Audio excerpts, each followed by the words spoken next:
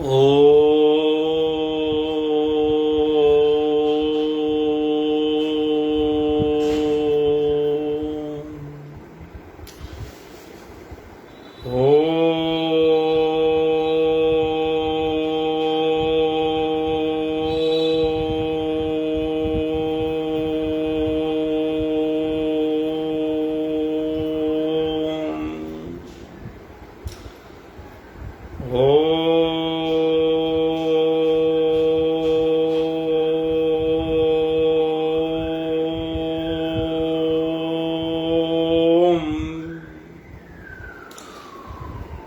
गुरु ब्रह्मा गुरु विष्णु गुरु साक्षात परमेश्वरा गुरु पारब्रह्म स्वामी गुरुदेव महेश्वरा तुम्हें माता च पिता तुम्हें तुम्हें बंधु सखा तुम्हें विद्या च धर्मण तुम्हें मम देव देव देव देव वंदो चरण सरोज गुरु मधुमंगलागार जय सेवत नरोते भवसागर से पार गुरु जी के सिमरण मात्र से नाशत विघ्न तासे सर्वप्रम में ध्यावत है सब संत आप प्रगटे जगत में जीव का निस्तार ने शब्द न बनाए सुंदर जीव का को तारने नम्रता और दीनता से भेंट सदगुरु लीजिए मैं हूँ शरणागत तुम्हारो दास। बोलो जयकारा बोल मेरे श्री गुरु महाराज जी की जय। बोल साचे दरबार की। आज 2 अक्टूबर रविवार 2022 अमृतवाणी सेवा ट्रस्ट एवं हरिहर सत्संग मंडल की तरफ से दैनिक सत्संग का कार्यक्रम आरंभ करते हैं अमृत वचनों के साथ। कुछ कारणों से एक लंबे करीब 10-15 दिन हो गए शायद सत्संग किए, तो आज बड़ा ऐसा फील हो रहा है कि किसी रोज अपने सत्संग ना करने से कितना नुकसान होता है ये मैं समझ सकता हूँ। रोज सत्संग करने से, रोज सत्संग सुनने से आपकी वाणी में, आपके बुद्धि में बहुत फर्क आता है। अगर आप सत्संग रोज सुनते हैं, रोज करते हैं, आदत पड़ गई है और उसको आप कुछ दिन मिस कर देते हैं तो जो है सब कुछ बदल जाता है, फिर उसको पटरी पर आने में टाइम लग जाता है। आदमी को खुद फील होता है कि इंसान की वाणी में जो ताकत आई थी सत्संग करने से, सत्संग सुनने से, तो इसलिए जो है जैसे पौधे को पानी ना दो रोज तो कुम्हला जाता है, इसी तरह इंसान को, आत्मा को भगवान का नाम का सिमरन ना मिले तो आत्मा कमजोर हो जाती है। इसीलिए नित्य प्रति जो है इंसान को, आज से भी मैंने प्रण किया है चाहे कितना भी जरूरी काम होगा लेकिन सत्संग जरूर होगा, क्योंकि बहुत ही कमजोर महसूस करते हैं हम अपनी आत्मा को सत्संग ना करने से। एक दिमाग में रहता है, भगवान की याद रहती है कि आज भाई सत्संग करना है, तो सब काम में से टाइम निकल आता है, लेकिन हम आलस जो है इंसान जो है सबसे बड़ा है दुश्मन है हमारा, आलस जो है। और कुछ काम का तो खैर दुनिया के आए हैं, होते ही रहेंगे, लेकिन सत्संग करना और सत्संग सुनना कभी नहीं छोड़ना चाहिए। इसलिए आज हम प्रतिज्ञा के साथ बैठे हैं कि किसी भी तरीके रोज सत्संग करेंगे, जिससे क्या है कि आपका भी जो है मन अच्छा हो जाए। जो हमारे सत्संग सुनने वाले गुरुमुख हैं, जन हैं, आज का दिन बहुत बड़ा दिन है, आज ऐतिहासिक दिन है इस दुनिया के लिए, भारत के लिए तो है ही है कि आज महात्मा गांधी जी का जन्मदिन है, आज लाल बहादुर शास्त्री जी की पुण्यतिथि है। आज दूसरी बात है जो दुनिया के लिए एक बात है, जो हमारे शहंशाह जो थे, हमारे दूसरी पातशाही जी महाराज आज गद्दी पर विराजमान हुए थे, आज के दिन, इसलिए जो है आज का दिन बहुत पावन है, इसलिए जो है आज अपने आप में एक बहुत ही सुंदर दिन है। इसलिए अमृत वचन जो मालिक का आदेश। जय सच्चिदानंद। सत्पुरुषों की आज्ञा अनुसार सेवा करने से मन निर्मल हो जाएगा और लोगों की स्तुति निंदा को असत्य जान हर्ष शोक नहीं व्यापेगा। सभी व्याधियों की जड़ है मोह। इसी के कारण ही जीव 84 लाख योनियों के गर्त में जा गिरता है। इसलिए सद्गुरु की आज्ञा में चलकर मोह का बंधन काट दो। अपनी शक्ति और समय को लोगों की निंदा करने में नष्ट ना करो। जानते हुए भी यदि अपराध करोगे तो कठोर दंड के अधिकारी बनोगे। गुरुमुखों की संगति करने से विवेक होगा, अहंकार नष्ट होगा, मालिक में विश्वास की वृद्धि होगी।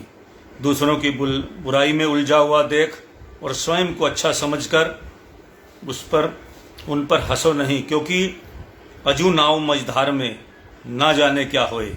हम हानि की तरफ शीघ्रता से चलते हैं और लाभ की तरफ धीरे धीरे। यदि सद्गुरु की मौज का आश्रय लें, वृत्ति को परिवर्तित ना किया जाए तो निस्संदेह गर्त में जा गिरेंगे। जो सद्गुरु शब्द में मगन रहता है वह व्यर्थ के झंझटों से मुक्त हो जाता है। जो सज्जन पुरुष मालिक की ओर ले जावे वे जीव के सच्चे मित्र हैं, और जो मालिक से दूर करे उसे शत्रु समझना चाहिए। तुम्हारा आदि और अंत शब्द ही है, उसमें लीन रहना ही मनुष्य का वास्तविक कर्तव्य है। सद्गुरु शब्द के अभ्यास में सभी विद्याएं, सभी गुण और रिद्धियां सिद्धियां सरलता से उपलब्ध होती हैं। जो ईश्वर को सब में और सबको ईश्वर में देखता है उसका चित्त स्थिर जानो। जितना अंतर्मुखी रहोगे उतना ही सूक्ष्म से सूक्ष्म बातों को सरलता से समझ लोगे। तुम्हारी इच्छाएं ही तुम्हारा शत्रु बनकर भक्ति मार्ग में तुम्हें उन्नति नहीं करने देती, इसलिए इसका त्याग करो।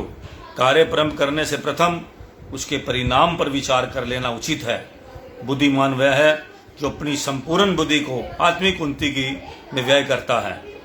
जो सदैव मन और इंद्रियों पर विजय प्राप्त करने का प्रयास करता है उसे परिश्रमी एवं शूरवीर समझना चाहिए। जो लाभ सत्पुरुषों की क्षणिक संगति से प्राप्त होगा वह संसारिक शिक्षा से वर्षों में भी उपलब्ध नहीं हो सकता। विद्या पढ़ने का पूर्ण लाभ तभी प्राप्त होगा जब किसी पूर्ण संत की सहायता लेकर सोच विचार से अमल करो। विद्या से बुद्धि में वृद्धि होगी। सत्पुरुषों की संगति से श्रद्धा में। जहाँ बुद्धि नहीं पहुंच सकती वहां तुम्हें श्रद्धा पहुंचाएगी। जितना पुरुषार्थ वाद विवाद में विजय प्राप्त करने के लिए करते हो उतना यदि स्वयं को नेक कमाई में लगाने के लिए करो तो प्रतिवादी स्वतः तुम्हारे चरणों में आ जाएंगे। जिन लोगों ने विद्या गुण और धन का मानकर सद्गुरु की सेवा प्रेम से नहीं की उन्होंने अपना जन्म व्यर्थ गवा दिया। जो लोग सेवा भाव को त्याग श्रेष्ठ का पतन करते हैं उन्हें परिणाम में असफलता का मुंह देखना पड़ता है। सद्गुरु के वचनों पर जो त्रिलोकी का राज्य नौछावर कर देता है वह प्रसन्नता को प्राप्त करता है। वो सद्गुरु प्रसन्नता में सब कुछ समाया हुआ है।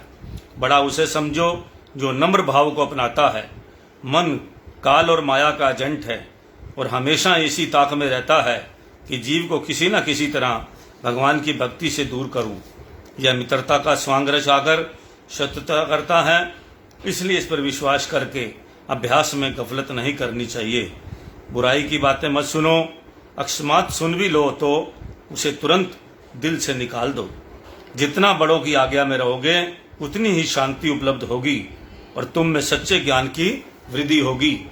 अपने विचारों को त्याग कर बड़ों के विचारों पर चलोगे तो संसार में धोखा नहीं खाओगे। सत्पुरुषों का सेवक ही सदग्रंथों से लाभ प्राप्त कर सकता है और जिस भाव से लिखे गए हैं वही भाव ग्रहण कर सकता है। लिखने वाले या बोलने वाले की योग्यता को ना देखो।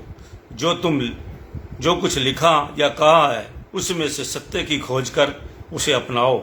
यदि कुछ नहीं आता तो लज्जा त्याग श्रद्धा और नम्रता से सेवा करके बड़ों से पूछो, उस पर अमल करो तो ज्ञानी से ज्ञानी बन जाओगे। स्वयं को पूर्ण ना समझो और ना ही अपने शुभ कार्यों का मान या अहंकार करो। भक्तों एवं संसारियों का मेल ना पहले था ना अब है। जिधर संसारियों का मुंह उधर भक्तों की पीठ। भक्त संसार के सब पदार्थ मालिक पर नछावर करते हैं और संसारी मनुष्य पदार्थों के कारण मालिक से मुंह मोड़ लेते हैं। अपने से अधिक योग्य एवं विद्वान लोगों को देखोगे तो तुम्हें अपनी योग्यता और विद्वानता का अभिमान नहीं होगा। स्वयं को सबसे छोटा जानने में हानि नहीं होती, इसमें नम्रता बढ़ती है। नम्रता जितनी भी ज्यादा होगी उतनी ही गुणदायक है, परंतु अहंकार यदि थोड़ा सा भी हो गया तो हानिकारक हो। जिसके हृदय में नम्रता है उसमें प्रभु का निवास है, और अहंकारियों के हृदय में ईर्ष्या व द्वेष वाली अग्नि प्रज्वलित है। सबके सन्मुख अपने दिल का भेद ना खोलो, परंतु सतगुरु या रहबर से कुछ भी ना छिपाओ। छोटों से ऐसा व्यवहार ना करो कि बेपरवाह हो जावें, और ना ही ऐसा दबाव डालो कि तुम्हारे प्रति श्रद्धा ही समाप्त हो जाए। प्रेम सहित सबसे बात करो, परंतु लापरवाही का बर्ताव किसी से भी ना करो। सदैव सतगुरु या उसके प्रिय सेवकों की संगति करो और मनमुखों से अलग रहो। सतगुरु दरबार की सेवा का पूरा लाभ तो तभी प्राप्त होगा जबकि सेवा हित चित्त से आज्ञा अनुसार की जावे। देश भ्रमण करने से या स्थान बदलने से मनुष्य को सुख नहीं मिलता जब तक मन के रुख को परिवर्तित करके सत्संग में ना लगाया जाए। हमें अपने विचारों के अनुसार चलना अच्छा लगता है और संगति भी ऐसी अच्छी लगती है जो इन्हीं विचारों की हो, परंतु आत्मिक उन्नति तब ही होगी जबकि यह सब मन के विचार और संगति साथी सदगुरु की मौज पर निछावर कर देंगे। बिना विचार किए बोलने से तो चुप रहना अच्छा है। जिसका चित्त स्थिर है उसे शीत ग्रीष्म सुख दुख मान अपमान नहीं सता सकते। संपूर्ण सुरती को जहां तहां से बटोरकर सतगुरु के चरणों में लगाओ। बोलो जयकारा बोल मेरे श्री गुरु महाराज जी की जय, बोल साचे दरबार की जय। अभी आपने अमृत वचन सुने, कितना मन खुश हुआ। जब पढ़ने वाले का मन खुश होता है, आत्मा खुश होती है, ऐसे लगता है कुछ मिल गया हो, खजाना मिल गया हो। क्योंकि हमें रोज इसकी प्रैक्टिस करनी चाहिए। आज मैं ऐसा फील कर रहा हूँ। अभी मन कितना दिल कर रहा था कि और भी आगे से आगे पढ़ते रहें, क्योंकि हर वचन के अंदर मन के अंदर एक ऐसी बूंद गिर रही थी, अमृत बूंद गिर रही थी। इसलिए अमृत वचन इनको हम कहते हैं, क्योंकि एक एक बूंद जो है अमृत के समान है। और इसमें जो है ऐसे लग रहा था कि कुछ अंदर टपक रहा है अपने आत्मा के अंदर। तो इसलिए अभी मैं आपको अपने द्वितीय भाई पारसे मार जी के वचन सुनाता हूँ। ध्यान पूर्वक सुनिएगा। ये वचन बहुत अनोखे वचन हैं, प्रमुख वचन हैं, जो अपने हमारे महापुरुषों ने ऐसे समय समय पर कहा है। गीता में भगवान श्री कृष्ण जी कहते हैं, अर्जुन इन आंखों से तुम मेरा स्वरूप नहीं देख सकता। यदि वास्तविक स्वरूप को देखना चाहते हैं तो अंतर्दृष्टि से मेरे स्वरूप को देख। परमात्मा के दो स्वरूप हैं, निराकार और साकार। निराकार की ज्योति का दर्शन करने के लिए साकार सतगुरु का ध्यान करना जरूरी है, क्योंकि जब तक किसी वस्तु का आकार रूप और रंग ही विदित नहीं तब तक हम उसे कैसे देख सकते हैं। जैसे मानव के स्थूल शरीर में सूक्ष्म आत्मा का निवास है, परंतु इससे स्थूल आंखों से आत्मा के दर्शन नहीं कर सकते। फिर भी आत्म दर्शन के लिए इन्हीं स्थूल आंखों से विवेक की सूक्ष्म आंख खोल सकते हैं। बाहरी जगत का प्रतिबिंब अंतर्मानस पर पड़ता है।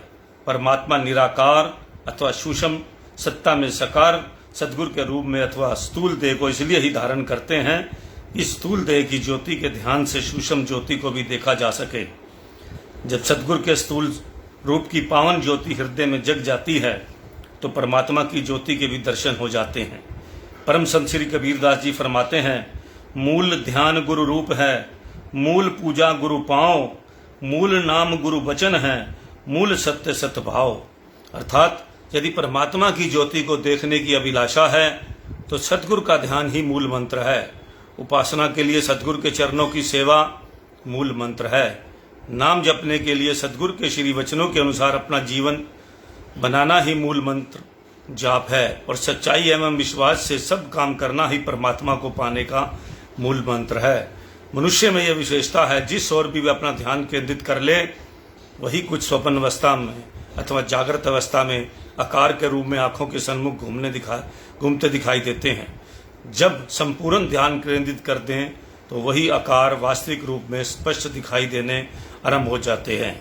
यहाँ तक कि कई बार तो एक रूपता की स्थिति भी बन जाती है। अब विशेष ध्यान देने योग्य बात यह है कि मनुष्य को अपना ध्यान किस ओर केंद्रित करना चाहिए। मनुष्य का वास्तविक उद्देश्य क्या है? मनुष्य का वास्तविक उद्देश्य तो मालिक की प्राप्ति करना है, जिसका स्वयं वे अंश है। उसी अंशी में एक रूप हो जाना ही इसकी मंजिल है। अभिप्राय ये हुआ कि अपनी मंजिल तक पहुंचने के लिए अपने ध्यान को भी लक्ष्य पर केंद्रित करना पड़ेगा, तभी लक्ष्य की प्राप्ति होगी। लक्ष्य कैसे मिलेगा? यह स्थूल चक्षु जब अपने ध्यान की समस्त धारा श्री सद्गुरुदेव जी के ध्यान में केंद्रित कर देंगे तो यही स्थूल रूप में श्री सद्गुरुदेव महाराज जी की श्री छवि सूक्ष्म रूप परमात्मा अथवा आत्म ज्योति के दर्शन करा देगी। श्री गुरु रामदास जी महाराज जी फरमाते हैं, गुरु जेवड़ु दाता मैं अवकू ना कोई राम, हरि दानो देवे हरि पुरख निरंजन सोई राम। सदगुरु से बढ़कर और कोई नहीं है, वही परमात्मा का मिलाप कराते हैं। वे स्वयं ही हरि हैं, वे अलख अगम तथा अगोचर हैं। यदि परमात्मा के मिलाप की अभिलाषा है तो सदगुरु की शरण में जाकर उनके श्री वचन अनुसार जीवन बनाकर श्री छवि का ध्यान करते हुए ही उस दिव्य ज्योति निराकार स्वरूप के दर्शन होंगे। यही वास्तविक मंजिल है, जिसे पाना मानव का ध्येय है। जिस प्रकार शिक्षा प्राप्त करने के लिए शिक्षक की आवश्यकता होती है, इसी प्रकार रूहानी ज्ञान के लिए गुरु की नितांत आवश्यकता होती है। रूहानी पढ़ाई के लिए दृढ़ निश्चय और तीव्र लगन इच्छा होनी चाहिए, क्योंकि आंतरिक ज्ञान प्राप्त करना कठिन है। इसमें जीव की अपनी बुद्धि का काम नहीं। वेद शास्त्र और भागवत गीता पढ़े जो कोय, तीन काल संतुष्ट मन बिनु कृपा ना होए। जब तक गुरु पूरी तरह पढ़ाकर एग्जाम लेकर आपको पास नहीं कर देता तो फायदा नहीं है आपके किसी चीज का। गुरु धारण करना, गुरु के बगैर आप उस मंजिल पर नहीं पहुंच सकते। अब छोटी छोटी जगहों पे तो आप पहुंच जाएंगे, लेकिन वो भी आपके अंदर अहंकार रहेगा, क्योंकि आपने सोचेंगे कि मैंने स्वयं इस सब सिस्टम को बनाया है, लेकिन ये नहीं पता कि आपके संस्कार आपको वहां तक ले आए। संस्कार जो हैं एक लेवल पर तो ले आएंगे आपको, थोड़ा सा चलने के लिए, धक्का देने के लिए संस्कार जरूरी हैं, लेकिन पूरी तरह उस सिस्टम को, अब आप डॉक्टर का शौक रखते हैं तो थोड़ी सी साइंस की किताब पढ़ ली, ये कर लिया वो कर लिया, और बहुत सारी बाजार में जो किताबें आती हैं पुस्तकें पढ़ ली, उसको फिर अपना थोड़ा बहुत ऐसे बहुत सारे आपको पूरे हिंदुस्तान में ऐसे डॉक्टर बनेंगे जो ऐसी किताबें पढ़ के या किसी डॉक्टर के साथ रहकर जो है थोड़ा बहुत ज्ञान सीख लेते हैं, उसके बाद अपना काम करते हैं। इसी तरह आप एक लेवल पे नहीं पहुंचेंगे, उस पूरे ज्ञान के बाद ही आप भगवान को प्राप्त कर सकते हैं। जब तक गुरु नहीं होगा किसी भी पढ़ाई का, चाहे संसारी पढ़ाई हो चाहे आत्मिक पढ़ाई हो, दोनों में आध्यात्मिक पढ़ाई के अंदर गुरु का होना बहुत जरूरी है। नहीं तो भटकनाव है, वैसे ही अपने आप ही मंजिलें अपने आप ही ढूंढते फिरोगे, कुछ नहीं मिलेगा, ना राम मिलेंगे ना कुछ नहीं मिलेगा। तो इस तरह करके जो है हमें, आपको पता ही है, ये बात आप अच्छी तरह समझते हैं कि जब हम संसारी पढ़ाई करते हैं, कोई भी कोर्स करते हैं, हमें बड़े बड़े प्रोफेसर लेक्चरर जगह जगह ढूंढते हैं कि हम किस कॉलेज में अपने बच्चे का एडमिशन कराएं जहां ये इस पढ़ाई को बड़ी सफलतापूर्वक प्राप्त करे। उसी तरह करके बड़े बड़े कॉलेजों में, बड़े बड़े नामी कॉलेजों में बड़े बड़े इतनी फीस भरते हैं। इसी तरह ये भी कोई पढ़ाई, आध्यात्मिक पढ़ाई भी जो होती है, ये भी महापुरुषों के बगैर नहीं हो सकती। इनको भी गुरु के बगैर पढ़ना क्या होता है। आप जैसे एक साइंस का स्टूडेंट है, वो ऐसे अपने आप ही किताबें बाजार से मंगा के साइंस पढ़ने लग जाए तो कामयाब नहीं हो सकता, कभी भी कामयाब नहीं होगा जब तक उसकी भी क्लासें हैं। आध्यात्मिकता भी एक क्लास है। आध्यात्मिकता में भी पहली क्लास, दूसरी क्लास, तीसरी क्लास, परीक्षा पास होते जाओगे। अब आपकी जब एक 5वीं तक पढ़ के आपने परीक्षा दे दी 5वीं क्लास की, तो आप फिर वहीं ठहर जाओगे, आगे पढ़ोगे नहीं, क्या ज्ञान लोगे नहीं। तो इस ज्ञान का अंत नहीं है, बहुत गूढ़ ज्ञान है। अगर आप परमात्मा की तरफ चलेंगे तो ये भी रास्ता जो है, जितना मुश्किल रास्ता वो है, इतना ये है, लेकिन उसमें सिर्फ पेट भरने का रास्ता है, इसमें तो आपको परलोक का भी रास्ता है। अगर पढ़ाई करेंगे आप, भगवान के नाम की पढ़ाई करेंगे, तो बाकी संसारी पढ़ाई तो अपने आप ही आ जाएगी आपको। आपने देखा होगा महापुरुष कितना चमत्कार दिखाते हैं।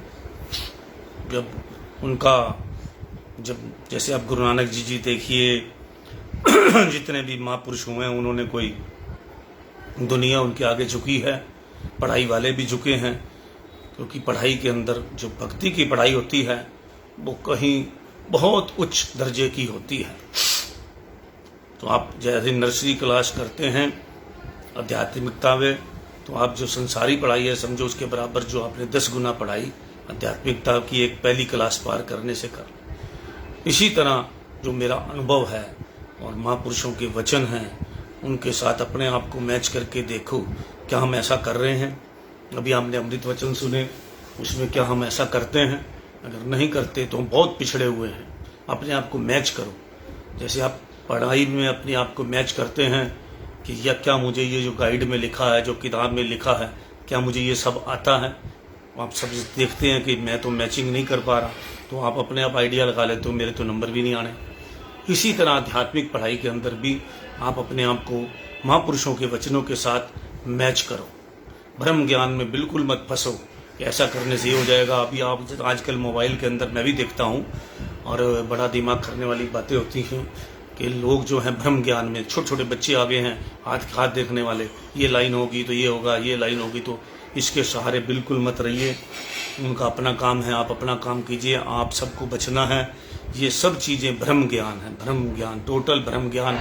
ये ब्रह्म ज्ञान नहीं है, जैसे उस हिसाब से चलो तभी आपको सब कुछ मिलेगा।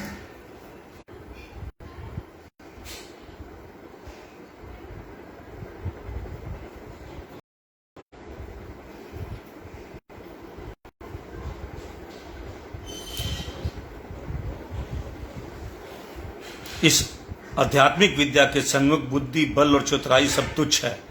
यह पराविद्या का प्रशिक्षण है, जिसका ज्ञान समय के पूर्ण गुरु के बिना समझ सकना अत्यंत कठिन है। जैसे पुस्तकीय ज्ञान को प्राप्त करने के लिए शिक्षक की आवश्यकता है, क्योंकि जो कुछ लिखा है उसे समझ सकना मुश्किल है। कई ऐसे गुप्त रहस्य होते हैं जिनका ज्ञान केवल शिक्षक को ही होता है। उस एक ही रहस्य के समझ पाने पर संपूर्ण प्रश्न का हल सुगम हो जाता है। इसी प्रकार आध्यात्मिक ज्ञान की कुंजी पूर्ण गुरु के पास है। गुरु का वचन मानने से ध्यान आएगा, जब ध्यान आएगा तो आंतरिक विद्या की कुंजी हाथ आ जाएगी। श्री परम संत कबीरदास जी फरमाते हैं, चल सतगुरु की हाट, ज्ञान बुद्धि लाइए, खींचे साहेब से हेत परम पद पाइए। सतगुरु सब कुछ दीन, देत कबू ना रायो, हम ही अभागिन नारी, सुख तज दुख लायो। आध्यात्मिक ज्ञान सतगुरु के द्वार से ही मिलेगा। गुरु से नेह लगाकर परम पद की प्राप्ति होती है। शिष्य जब सदगुरु के अर्पण तन मन धन कर देता है तो सदगुरु भी उनको समस्त संपदाएं प्रदान कर देते हैं। परंतु जिन्होंने सुरती का संबंध सदगुरु के ध्यान से नहीं जोड़ा, वह सुख प्राप्त करने के स्थान पर दुख उठाते हैं। सोचने का विषय है कि लौकिक शिक्षा को ग्रहण करने के लिए कितनी कठिनाइयों का सामना करना पड़ता है। नित्य नियम से पाठशाला में जाना, अध्यापक के आदेश अनुसार जीवन बनाना, विद्या प्राप्ति के लिए सुख आराम को निछावर करना पड़ता है, तब कहीं वह लौकिक शिक्षा को ग्रहण करने का अधिकारी बनता है। फिर आध्यात्मिक शिक्षा के लिए यदि किसी कठिनाई का सामना करना पड़े तो कौन सी बड़ी बात है। इस विद्या को प्राप्त करने के लिए तीव्र अभिलाषा, दृढ़ संकल्प की नितांत आवश्यकता है, क्योंकि सत्य, रज और तम गुणों से युक्त इस संसार में हर और माया का पसारा है। इसमें विचरण करते हुए जीव की बुद्धि मलिन हो चुकी है। जब तक सद्गुरु की कृपा ना होगी तब तक बुद्धि के मलिन आवरण नहीं उतर सकते। कितनी भी कुशग्र बुद्धि क्यों ना हो, परंतु पराविद्या को समझने में असमर्थ है। कितने ही साधन कर लो, फिर भी सद्गुरु की शरण में जाए बिना इस विद्या को प्राप्त करने में सफलता ना मिलेगी। परम संत श्री कबीरदास जी फरमाते हैं, केतिक पाठ गुनि पंच मुआ, जोग जग तप लाए, बिन सतगुरु पावे नहीं कोटिन करे उपाय। कितने भी वेद शास्त्र पढ़ लो, योग यज्ञ तप जप तप संयम साधन कर लो, परंतु सदगुरु के बिना इस रूहानी विद्या को समझना कठिन है। आत्मिक आनंद, मानसिक शांति को पाने तथा आध्यात्मिक विद्या को ग्रहण करने वाले जिज्ञासु को श्रद्धा, विश्वास और प्रेम युक्त होकर सदगुरु की शरण में जाना अत्यंत आवश्यक है। सदगुरु की कृपा ही सर्वोपरि है। संत सुंदरदास जी लिखते हैं, परमात्म और आत्मा उपजा यह अविवेक, सुंदर भ्रम ते दोए थे, सदगुरु किए एक। माँ मनुष्य की बुद्धि पर यह पर्दा आया हुआ है कि आत्मा और परमात्मा दोनों अलग अलग हैं। संत सुंदरदास जी कहते हैं कि सदगुरु की कृपा ने इस भ्रम को दूर कर दिया। यह दर्शा दिया कि आत्मा और परमात्मा एक हैं। आत्मा परमात्मा का ही अंश है। वेदों तथा शास्त्रों में भी सदगुरु की महिमा को नेति नेति उचारा गया है और आध्यात्मिक विद्या की खान कहा गया है। सदगुरु पराविद्या के स्वामी हैं। यदि इस ज्ञान की जरूरत है तो आध्यात्मिक पाठशाला में आकर आंतरिक कपाट खोलने का ढंग सीखो और आत्मिक आनंद प्राप्त करो। यह मन सभी विकारों और इंद्रियों का सेनापति है। काम, क्रोध, लोभ, मोह, अहंकार, तृष्णा, ईर्ष्या व 5 ज्ञान इंद्रियां तथा 5 कर्म इंद्रियां सब मन की सेना है। लेकिन इन सब में से आंख ज्ञान इंद्रिय का मन के साथ घनिष्ठ संबंध है। यह मन की वजीर है। आंख प्रत्येक काम में मन की सहायक है। इसी आंख से ही मन के अंदर हर प्रकार के ख्याल जमा होते हैं। आंख जिस वस्तु को देखती है, मन उसी वस्तु में लगता है। मन में जो ये चित्र या विषय वासनाओं के संस्कार भरे हुए हैं, उन सब का अधिकांश कारण आंख ही है। जैसे मन में बुरे विचार आंख के द्वारा प्रविष्ट होते हैं, वैसे अच्छे विचार भी आंख के मार्ग से प्रवेश करते हैं।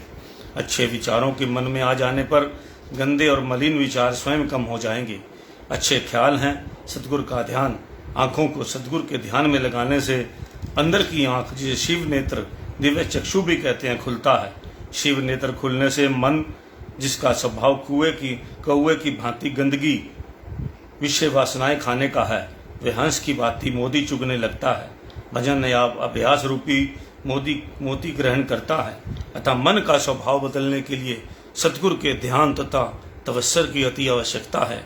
इसके अतिरिक्त मन का लगाव जिस वस्तु के साथ हो, उस वस्तु को सदगुरु के अर्पण कर देना चाहिए, ताकि मन संसार की वस्तुओं से हटकर सदगुरु के ध्यान में लग जाए।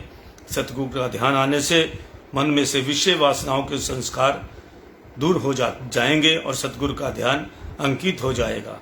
सदगुरु का ध्यान ही परमात्मा की वह दिव्य ज्योति है, जिसके सन्मुख बाहरी जगत की सब ज्योतियां तुच्छ हैं।